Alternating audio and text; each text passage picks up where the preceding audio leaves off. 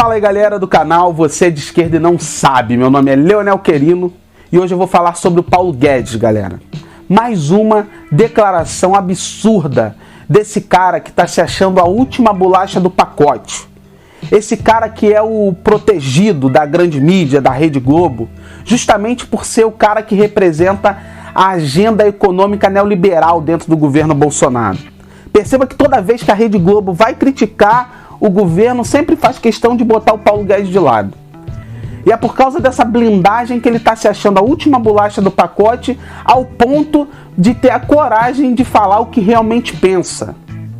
E o que ele pensa, galera, ficou registrado agora, é aversão ao pobre. Ele já havia insultado os servidores públicos, a gente sabe que ele pediu desculpa justamente por uma prática demagógica, mas na verdade é o que ele pensa. Nem preciso aqui dizer que parasita é ele. E agora faz a declaração de que o dólar alto é bom para o Brasil porque a empregada doméstica não vai mais à Disney. E aí, galera, eu vou falar sobre isso e você que puder, clica no sininho aí, você que já está inscrito no canal, para receber as notificações dos vídeos que eu postar. Você que ainda não está inscrito, dá essa moral, se inscreve aí no canal, ajuda aí a compartilhar esse trabalho, beleza?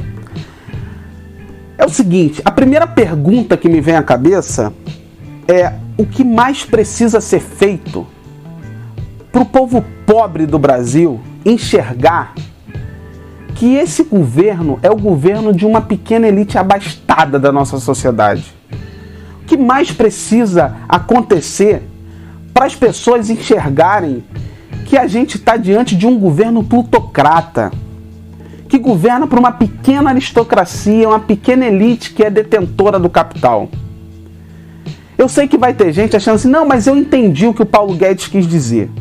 Para começo de conversa, galera, percebam que o Paulo Guedes, ele poderia ter falado o seguinte, ele poderia ter falado que o dólar alto é bom para a economia nacional, para o consumo nacional.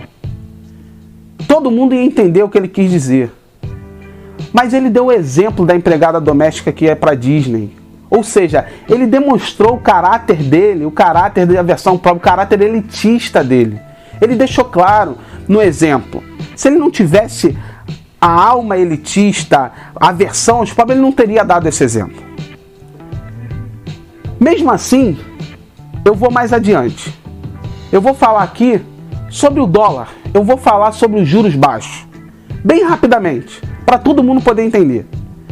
Primeiro, o governo está batendo no peito e dizer que os juros é o menor da história, taxa Selic menor da história.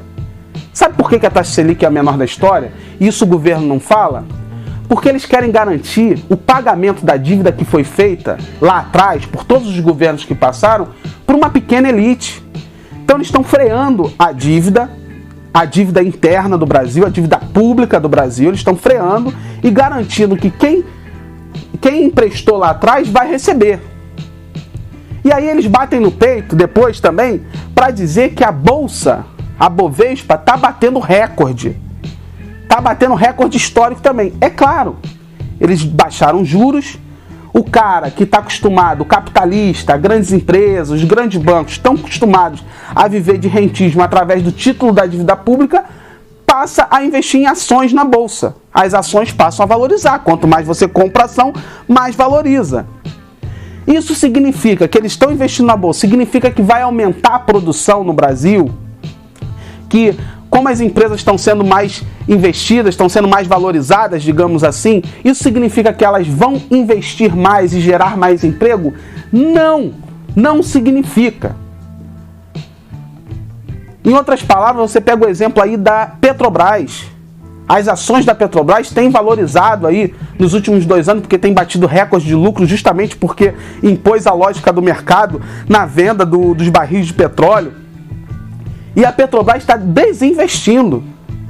A política de desinvestimento da Petrobras é o que está acontecendo. Ou seja, as ações na Bolsa estão crescendo, mas a empresa está desinvestindo. Então, não necessariamente a Bolsa batendo recorde significa aumento da produção. Outra coisa que o governo bate no peito para dizer, que a inflação está controlada, a inflação está baixa.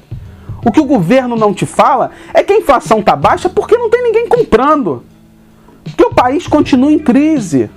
E eles não estão resolvendo a vida de ninguém, não estão melhorando a vida de ninguém. Pelo contrário, estão piorando a vida do trabalhador. O que acontece na prática é que a inflação continua baixa desde o governo Temer, justamente porque a população não está comprando mais. Se a população não compra mais, diminui a demanda. Se diminui a demanda, o preço tem que continuar baixo ou até ser reduzido. E aí eles batem no peito, agora aumentou 0,5% agora na taxa de desemprego. Aí eles querem enganar a população dizendo que eles estão gerando emprego. Que emprego? Eles estão gerando subemprego. Ou será possível que a gente esqueceu que em 2017 teve uma reforma trabalhista que ferrou com a população, que fez a renda média do trabalhador despencar, que fez os benefícios sociais que os trabalhadores tinham direito de despencarem? Quantos e quantos trabalhadores foi para o mercado informal? Essa é a nova realidade brasileira. A gente está, ao invés de dar um passo à frente no desenvolvimento, a gente está subdesenvolvendo cada vez mais, diminuindo o nosso desenvolvimento. Um dado para você saber: a nossa indústria, ou seja, a parte da economia que gera mais produção, que gera mais receita, que gera mais emprego, está diminuindo. Está aí os índices para você ver. Ah, Leonel, você está querendo dizer então que o legal é os juros altos e o dólar baixinho e por aí vai? Não! O que eu estou querendo dizer, que nós, meros mortais, precisamos entender, nós que não somos economistas, a única coisa que a gente precisa entender é o seguinte: primeira coisa, essa lógica do mercado financeiro, essa lógica do capital, essa lógica da economia liberal, é uma lógica feita pelo capital, pela lógica do capital, para defender os interesses do capital. O que eu quero dizer com isso? Que todos esses números que eles apresentam como números onde a economia está melhorando, na verdade, está melhorando para uma pequena elite. Quais os números que nós mortais devemos estar atentos e cobrando ao Estado de maneira geral para melhorar? Os números da saúde, os números da educação, o nosso transporte.